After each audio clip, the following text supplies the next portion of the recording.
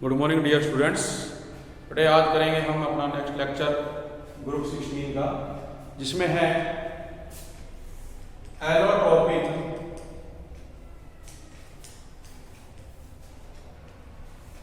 Forms of sulphur.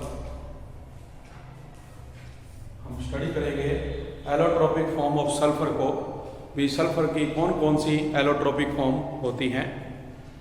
जैसे कि starting में देखा था भी इस ग्रुप में जो भी बेटे आप एलिमेंट पढ़ोगे उनकी सभी की एलोट्रोपिक फॉर्म होती हैं। ऑक्सीजन की हमने देखी डाई ऑक्सीजन और ट्राई ऑक्सीजन थी।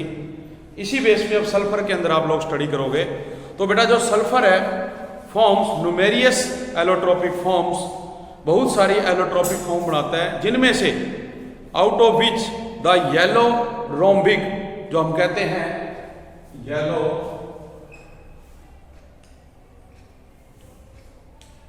रोम्बिक, जिसको अल्फा सल्फर जो है नाम दिया जाता है। ठीक है बेटा, क्या नाम देंगे? Alpha sulphur. एंड मोनोक्लिनिक जो कि बीटा सल्फर, इसके अंदर हम कहेंगे forms are the most important. मतलब बहुत सारी फॉर्म्स हैं बट दो हैं, अल्फा सल्फर और बीटा सल्फर, जिसको हम नाम दे रहे हैं। तो येलो रोम्बिक तो अल्फा सल्फर है बेटा, और जो मोनोक्लिनिक है मोनोक्लिनिक, इसको हमने नाम दिया है बीटा सल्फर। ठीक है, तो ये दो फॉर्म बेटे बताई गई है, और ये जो फॉर्म्स हैं ये स्टेबल होती हैं एट रूम टेम्परेचर पे। रूम टेम्परेचर पे ये स्टेबल है is rhombic sulphur which transform to monoclinic sulphur. मतलब रूम टेम्परेचर पे आप देखते हैं अभी जो टेम्परेचर है नॉर्मल है वो किस में रहेगा? रोम्बिक सल्फर में रहेगा। लेकिन जब टेम्परेचर बेटा 369 केल्विन से अबव हो जाएगा, ठीक है, क्या कहते हैं वो? Heated above. जब हम इस रोम्बिक सल्फर को, rhombic sulphur is heated above 369 kelvin, बेटा इट विल कन्वर्ट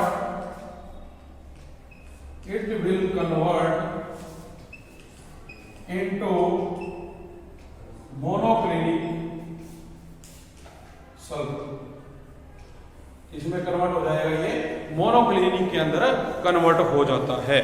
ठीक है जी। तो अब जैसे बात करते हैं रोम्बिक सल्फर में, जो अल्फा सल्फर आप पढ़ रहे हो, ये जो बेटा एलोट्रोप है ये एक येलो कलर का होता है, और जो इसका मेल्टिंग पॉइंट है वो हम बताएंगे कि जो अपने पास देखो येलो रोम्बिक अल्फा सल्फर, इसका जो मेल्टिंग पॉइंट है बेटे वो 385 पॉइंट अपने को जो दिया गया है 8 केल्विन। कितना है? 385.8 केल्विन। जबकि एक होती है बेटा स्पेसिफिक ग्रेविटी।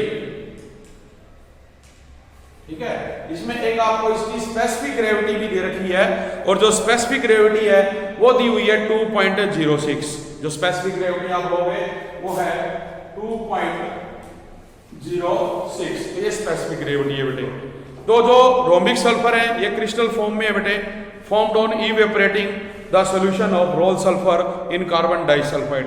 जब लेबोरेटरी में हम प्रैक्टिकल करेंगे वहां आप लोग देखेंगे भी चाइना डिश के अंदर जब हम कार्बन डाइसल्फाइड के साथ सॉल्यूशन बनाते हैं और उसकी जब इवेपोरेशन करते हैं तो उसके जो अपर सरफेस है वहां पर एक पतली सी लेयर आएगी जिसके अंदर जो ये रोम्बिक सल्फर है वो प्रेजेंट होंगे। तो क्रिस्टलाइज करके आप उसको प्राप्त करोगे बेटा। It is insoluble in water, पानी के अंदर ये इनसोल्युबल होते हैं बेटे, but dissolve to some extent in benzene. ये आप पहले भी पढ़ चुके हो भी पोलर डिसॉल्व होता है पोलर में, नॉन पोलर में। तो जो हमारे पास ये अब था अमाउंट इसका रोम्बिक सल्फर का, वाटर में डिसॉल्व नहीं होता, लेकिन बेंजीन में अगर करोगे तो हो जाएगा, एल्कोहल में हो जाएगा और ईथर में भी हो जाएगा। और it is readily soluble in carbon disulphide, carbon disulphide में भी ये सोल्यूबल हो जाता है। फिर बात की जाती है मोनोक्लिनिक जो बेटा सल्फर है, जो बीटा सल्फर है। तो जो मोनोक्लिनिक सल्फर है, बीटा सल्फर, इसकी जो स्पेसिफिक ग्रेविटी है वो इसके कंपैरिजन में कम होती है। ठीक है, कितनी है?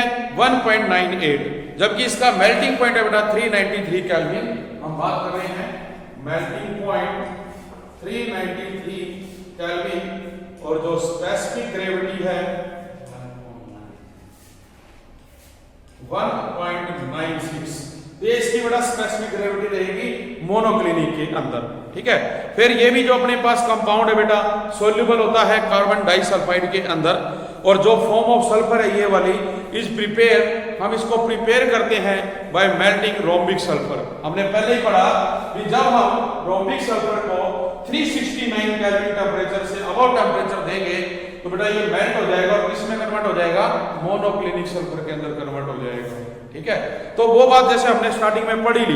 तो इसके लिए देखो क्या कहते हैं ये भी, जब हम इसको मेल्ट करके ठंडा करेंगे, ठीक है, इन ए डिश एंड कूलिंग, इसको कूल करोगे till A crust is form, मतलब पहले आपके पास इस चाइना डिश में सॉल्यूशन था, अब आप उसको ठंडा करेंगे तो जैसे आप लोग देखते हैं बेटा दूध के ऊपर मलाई आती है, उस तरह से अब इस सॉल्यूशन पे एक पतली क्रस्ट आ जाएगी, ठीक है। ये क्रस्ट आ जाएगी यहाँ पे, इसके अंदर आप एक जो अपने पास कैपिलरी ट्यूब है उसके द्वारा 2 होल कर देंगे, और उस होल के द्वारा इसमें जो भी कोई लिक्विड मान लो बचा हुआ है हम उसे बाहर निकाल देंगे। बाहर निकालने के बाद अब जो ये क्रस्ट बची इसको आप ड्राई कर लोगे, और ड्राई करने के बाद आप इसको देखेंगे माइक्रोस्कोप की सहायता से तो आपको इसके अंदर क्रिस्टल दिखाई देंगे बेटे, किस शेप के, मोनोक्लिनिक शेप के। तो उस बेस पे देखो इसने कहा ऑन रिमूविंग द क्रस्ट, जो कलरलेस निडल शेप सुई होती है ना जैसे, उस तरह पतले पतले बेटे निडल शेप जो crystals of beta sulphur are formed, वो बनेंगे इसके अंदर, और हम कहेंगे भी ये स्टेबल होते हैं अबव 369 केल्विन। आप इसको 369 केल्विन से ज्यादा टेम्परेचर भी देंगे तो ये क्या रहेंगे, स्टेबल रहेंगे। एंड इसमें ये कहा भी transform into alpha sulphur below it, और अगर इससे कम टेम्परेचर लेते हो तो किस में कन्वर्ट हो जाएगा, अल्फा सल्फर में कन्वर्ट हो जाएगा। इसके बाद बात की जाती है, देखो भी ये जो टेम्परेचर हम देख रहे हैं 369, इससे अबव या बिलो होने पे शेप चेंज हो रही है, इसको बेटा नाम दिया गया है transition temperature. The temperature is called transition temperature at which the shapes are change. फिर हम कहते हैं बोथ जो रोम्बिक है और जो मोनोक्लिनिक सल्फर है बेटे, इनकी जो शेप होती है वो कैसी होती है, पक्कड़ शेप होती है बेटे। देखिए जो हमारे पास शेप की बात करें तो जो सल्फर है वो S8 जो इसके मॉलिक्यूल है उस फॉर्म में अपने को मिलेगा, और इसके लिए जब हम इसका डायग्राम बनाएंगे तो आप देखते हैं एक होती है शेप बेटा क्राउन शेप, तो जो क्राउन शेप है उस रूप में दिखेगा जिसमें आप देखेंगे कि 5 सल्फर तो बेटे आपके पास ऊपर है और 3 सल्फर कहां पे है, नीचे है। तो एक तो आपके पास देखो ये वाली ज्योमेट्री बनेगी इसके अंदर जो S8 ring in rhombic sulphur, और एक अपने पास क्या होती है S6 फॉर्म होती है बेटे, ठीक है। देखो S8 जो मॉलिक्यूल्स हैं आर पैक्ड, हम इनको पैक करेंगे to give different crystal structure. तो जो S8 रिंग है in both term is puckered shape, इसको अपन नाम क्या देते हैं, पक्कड़। कैसी होगी बेटे, ये पक्कड़ हो जाएगी and has a crown shape, और क्राउन शेप मानी जाएगी। तो जो मॉलिक्यूलर डायमेंशंस हैं आर इन गिवन, हम एक तो ले रहे हैं S8, एक आप क्या ले रहे हो S6। तो जो S8 है ये बेटे बनेगी, इसके अंदर यहां जो बीच में एंगल बनता है वो बताया गया है 107 डिग्री का, 107 डिग्री का बेटे, और जो सल्फर सल्फर के बीच में बॉन्ड लेंथ है वो दी गई है 204 पिकोमीटर, ठीक है। इसी प्रकार से तो दूसरी शेप अपने पास बनेगी, देखो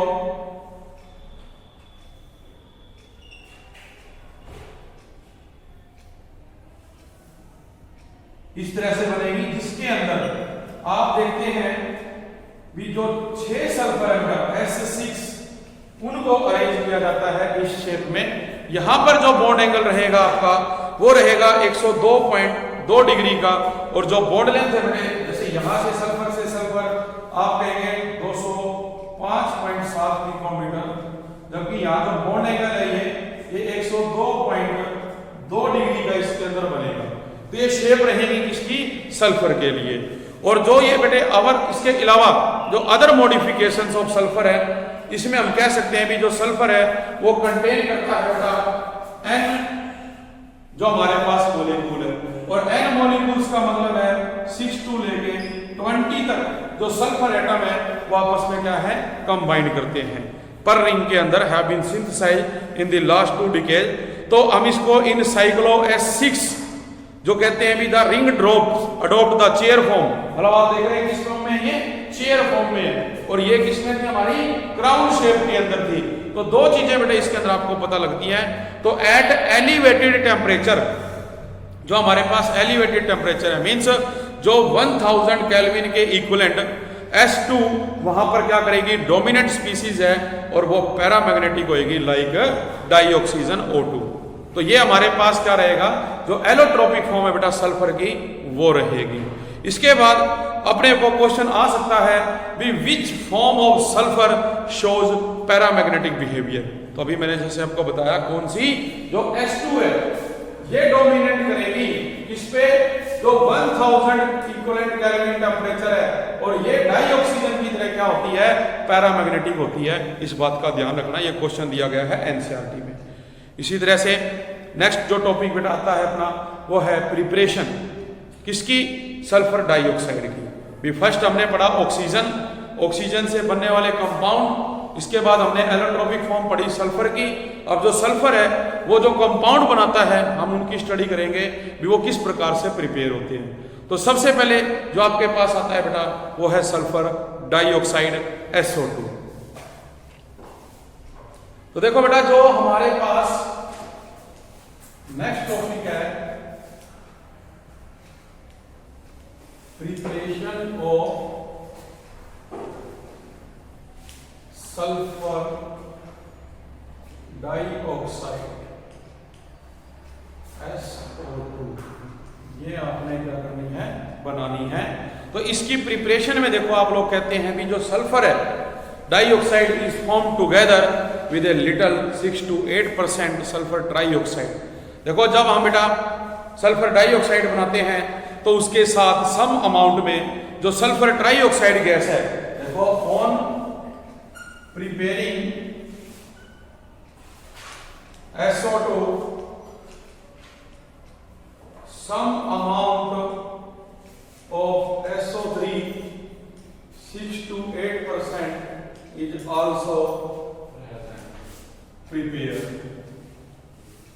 ठीक है, ये भी बेटा क्या होती है उसके साथ बनती है when sulfur is burnt in air और ऑक्सीजन। जब हम सल्फर को क्या करेंगे भी आपने सल्फर लिया सॉलिड, ऑक्सीजन गैस के साथ आपने रिएक्ट करवाया तो ये सल्फर डाइऑक्साइड गैस बना देगा।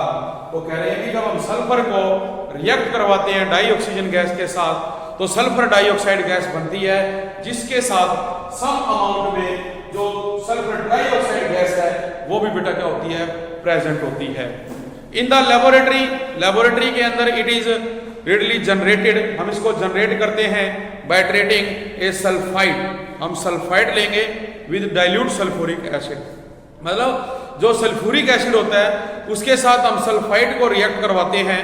तो जब आप लेबोरेटरी में ऐसा करते हैं इन लेबोरेटरी आपको पता है बेटा जो H2SO4 है वो टूट के 2H+ और अपने को सल्फेट देता है। और इसी तरह जो सल्फाइड होता है उसके अंदर भी आप क्या देखते हैं भी जो अपने पास सल्फाइड लोगे हाइड्रोजन टूटेगा, मतलब आप फार्मूला क्या लोगे H2SO3 क्या दे देगा 2H+ SO3 नेगेटिव। तो यहां पर जो लेबोरेटरी के अंदर आप क्या कर रहे हैं जब सल्फ्यूरिक एसिड को डाइल्यूट सल्फ्यूरिक एसिड को सल्फाइड के साथ रिएक्ट करेंगे तो जो रिएक्शन होगी उसमें जो सल्फाइड है अपना वो हाइड्रोजन आयन के साथ रिएक्शन करेगा और वाटर और सल्फर डाइऑक्साइड बनाएगा। लेबोरेटरी में अगर हम बनाना चाहते हैं तो लेबोरेटरी में आपने देखा भी SO3 है बेटा आपके पास कितना दिया हुआ इसके ऊपर 2- और एक्वस फॉर्म में ले रहे हो प्लस 2H+ कर रहे हो, ये क्या दे रहा है आपको वाटर जो कि लिक्विड है प्लस सल्फर डाइऑक्साइड गैस, ये अपने को मिलेगा। तो इसमें आप इसको देखो सल्फर 1 है 1, ऑक्सीजन 3 होगी, हाइड्रोजन 2। तो ये रिएक्शन अपने को बेटा इसके अंदर मिलेगी। जबकि इंडस्ट्रियली जब हम बहुत ज्यादा मात्रा में इसको बनाना चाहते हैं तो industrially it is produced as a by product, मतलब एक जैसे हमने देखा SO2 बनी है और SO3 उसके साथ बनी है, तो बाई प्रोडक्ट के रूप में जो इंडस्ट्री हम करेंगे उसके अंदर ये प्रिपेयर होगा। तो वहां पर देखिए क्या होता है, जो फेरस सल्फाइड होता है उसको हम ऑक्सीजन के साथ रिएक्ट करेंगे। तो जो फेरस सल्फाइड को ऑक्सीजन से रिएक्ट करवाओगे तो एक तो आपको मिलेगा फेरिक ऑक्साइड प्लस जो सल्फर डाइऑक्साइड है। ठीक है, हम क्या बात करेंगे इसके अंदर, इन इंडस्ट्रीज जो फेरस सल्फाइड है इसको आप किसके साथ करेंगे, डाइऑक्सीजन गैस के साथ। तो बेटा ये क्या बनाएगा, देखो ये बनाएगा Fe2O3 plus sulphur dioxide gas. ये अपने को ये कंपाउंड देगा बना के, जिसके अंदर आप क्या देखेंगे भी जो Fe2O3 है वो सॉलिड है और जो सल्फर डाइऑक्साइड है वो गैस है। इसको तो हमने नाम दिया गैस का, ये क्या है, सॉलिड है।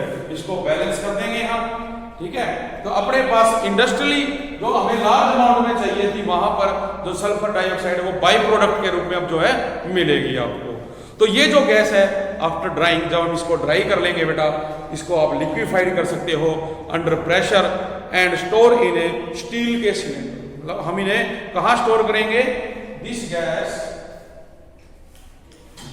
is stored in steel cylinders after drying। सुखाने के बाद, ड्राई करने के बाद हम इनको जो स्टील के बने हुए सिलेंडर है उनके अंदर क्या करते हैं बेटा, स्टोर करते हैं। ठीक है, तो ये चीज इसमें आ जाएगी। आफ्टर दैट आ जाता है प्रॉपर्टीज। प्रॉपर्टीज क्या क्या है, तो देखिए जो प्रॉपर्टीज बेटा इसके अंदर रहेगी, जो प्रॉपर्टीज रहेगी सल्फर डाइऑक्साइड गैस की, वो क्या है बेटा, फर्स्ट तो ये भी it is a colourless gas.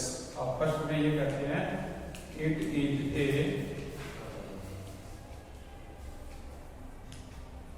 Colourless gas. ये एक कलरलेस गैस होती है जिसमें पंजेंट जो है स्मेल होती है बेटे।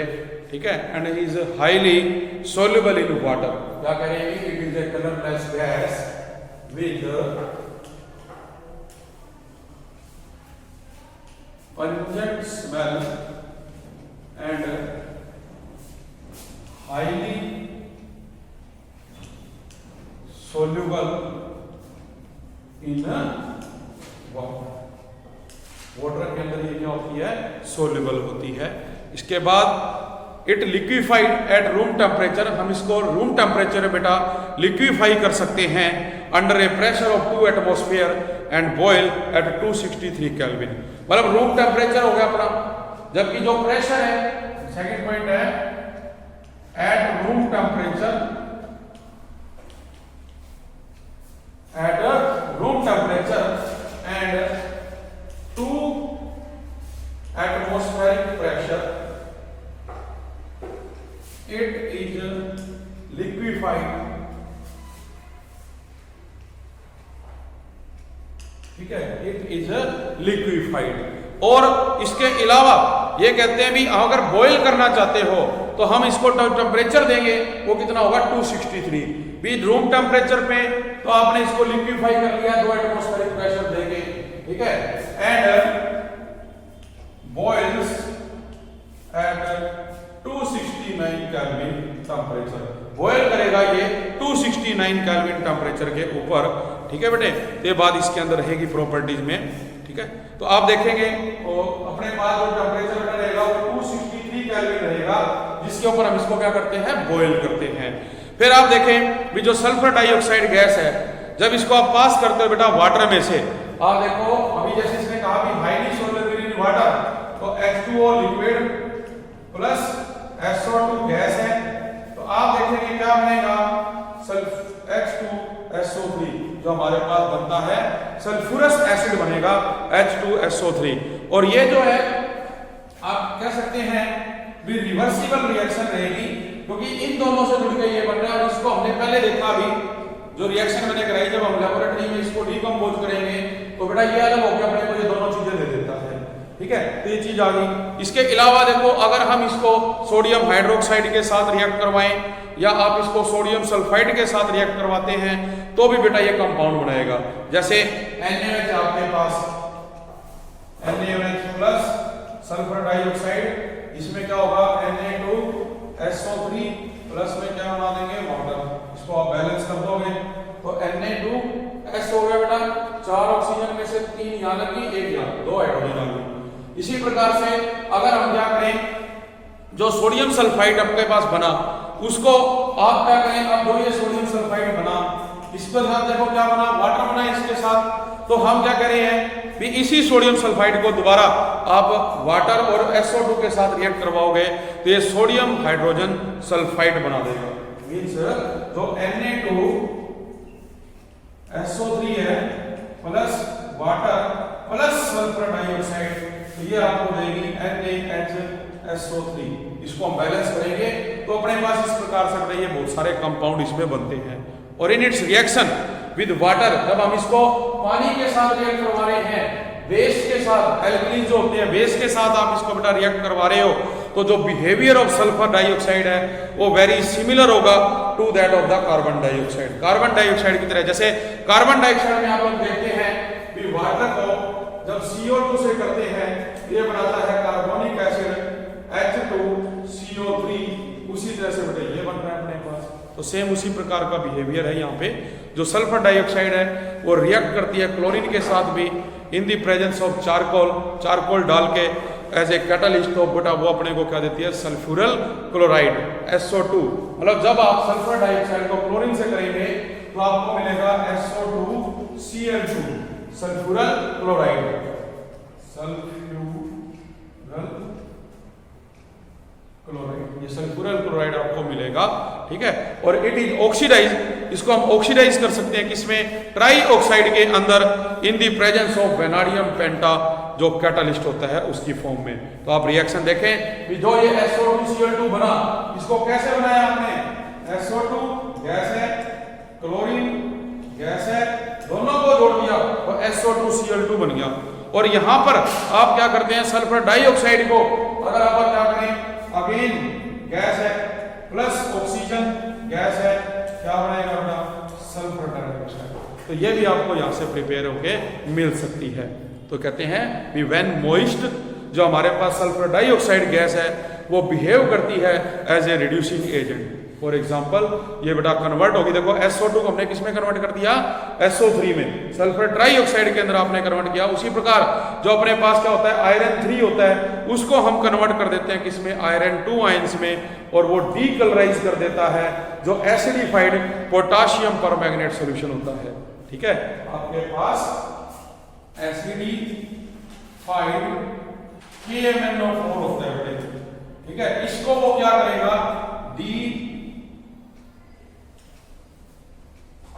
कलराइज, इसको डीकलराइज कर देगा, ठीक है। मतलब इसका जो कलर होता है वो कैसा है बेटा, पिंक कलर होता है देखो इसका, ठीक है। और उसको क्या कर देगा, वो डीकलराइज कर देगा जब हम आयरन की तरह जैसे कन्वर्ट करते हैं, ठीक है।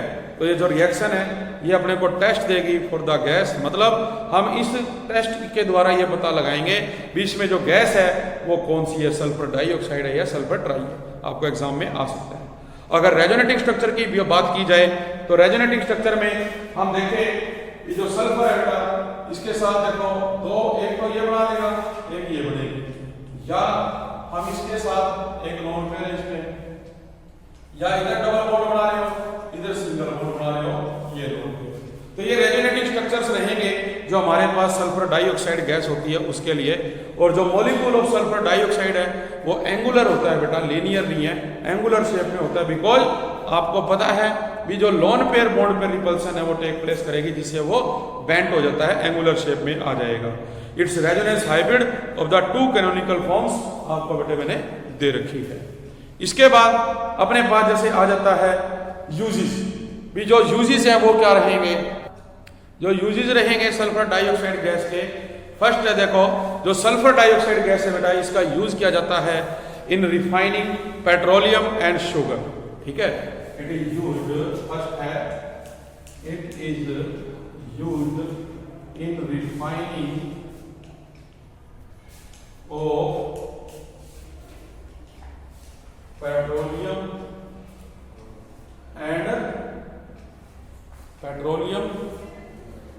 And sugar.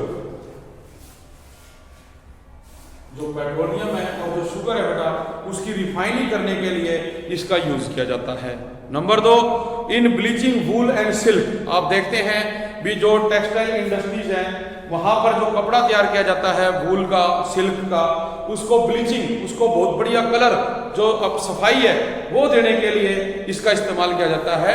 तो bleach, it is use to bleach wool and silk. ये सेकंड पॉइंट रहेगा आपका। इसी प्रकार से एक बेटे आपने देखा था एंटी क्लोर, जो अपने पास होता है, जैसे कि हाइड्रोजन क्लोरीन से बनाते हैं एंटी क्लोर, डिसइंफेक्टेंट और जो प्रिजर्वेटिव है उसके रूप में इसका इस्तेमाल किया जाता है एज एंटी क्लोर, डिसइंफेक्टेंट और प्रिजर्वेटिव्स, ठीक है, इनके रूप में भी इसका इस्तेमाल किया जाएगा। इसके अलावा हम देखते हैं जो सल्फ्यूरिक एसिड है बेटे, सोडियम हाइड्रोजन सल्फ्यूरिक एसिड है, कैल्शियम हाइड्रोजन सल्फाइड है, ये सभी मैन्युफैक्चर किए जाते हैं किसके द्वारा, जो सल्फर डाइऑक्साइड है। जो लिक्विड SO2 है is used as a solvent to dissolve in a number of organic and inorganic chemicals. इसका इस्तेमाल हम बहुत सारे जो ऑर्गेनिक और इनऑर्गेनिक केमिकल्स होते हैं उनमें यूज करते हैं। अभी आपने देखा भी जो सल्फ्यूरिक एसिड है वो बनाने में हम क्या कहेंगे, मैन्युफैक्चरिंग ऑफ सल्फ्यूरिक एसिड, जो H2SO4 है वो बनाने के लिए। इसी प्रकार से जो सोडियम हाइड्रोजन सल्फ्यूरिक एसिड है, अभी आपने देखा था NaHSO3, ये बनाने में बेटा। इसी तरह से सोडियम सल्फाइड Na2SO3, ये प्रिपेयर करने में जो सल्फर डाइऑक्साइड है इसका यूज किया जाता है। और ज्यादातर जो ऑर्गेनिक और इनऑर्गेनिक है बेटा उन लिक्विड्स के अंदर इसका इस्तेमाल होता है। तो ये क्या रहेंगे, यूजेस रहेंगे बेटे जो सल्फर डाइऑक्साइड गैस है। उसके बाद बेटा आ जाता है ऑक्सो एसिड्स ऑफ सल्फर। जो ऑक्सो एसिड ऑफ सल्फर है इसमें क्या होता है भी जो सल्फर है बेटे वो ऑक्सीजन के साथ कंबाइन करके, हाइड्रोजन के साथ कंबाइन करके बहुत सारे ऑक्सो एसिड बनाता है और उनके जो स्ट्रक्चर है वो अपने सिलेबस में है। तो जो सल्फर है, जैसे मैंने पहले ही बताया था भी हम सल्फर जो ले रहे हैं वो N6-20 लेंगे, और जो हमारे पास सल्फर फॉर्म है ए नंबर ऑफ ऑक्सो एसिड है, जैसे H2SO4 है, H2SO3 है, H2H2O3 है, और इनके जो स्ट्रक्चर्स हैं वो इसमें होंगे। और आप जब इनको ड्रा करेंगे बेटे तो आपके पास क्या होगा, इसके अंदर जो हाइड्रोक्सिल ग्रुप है वो उनके साथ प्रेजेंट होते हैं, वो चीज़ हमने देखनी है। तो बेटा जो ये हमारा टॉपिक रहेगा ऑक्सो एसिड ऑफ सल्फर का, ये बेटे कल किया जाएगा। आज के लिए इतना ही। Thank you very much.